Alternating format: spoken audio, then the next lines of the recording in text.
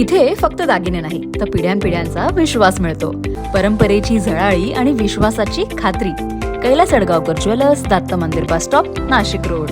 नाशिक महानगरपालिकेच्या स्थायी समितीची सभा सभापती मच्छिंद्र सानप यांच्या अध्यक्षतेखाली संपन्न झाली.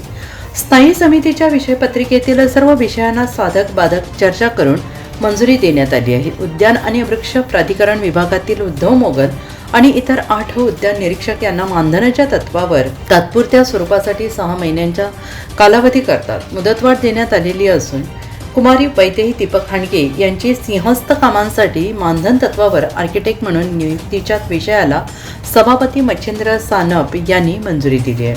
विशेष म्हणजे स्थायीच्या या सभेत नगरसेविका अदिती पांडे यांनी मेन रोड दहीफूल परिसरातील अतिक्रमणाचा मुद्दा उपस्थित करून या भागात अतिक्रमण विभागात कार्यरत असलेल्या काही कर्मचारी अधिकारी थेट हप्ता वसुली करत असल्याचा आरोप अदिती पांडे यांनी केला आहे. आणि या सभेबरोबरच दूर फवारणी बेस्ट कंट्रोल या विषयातही सदस्यांनी तक्रारी केल्या असून सभापती मच्छिंद्र सानप यांनी सदस्यांनी सुचवलेल्या कामासंदर्भात अधिकाऱ्यांनी लक्ष द्यावे अशा सूचना सभापती मच्छिंद्र सानप यांनी दिल्या आहे. NCN न्यूजसाठी रोहन धनी, नाशिक.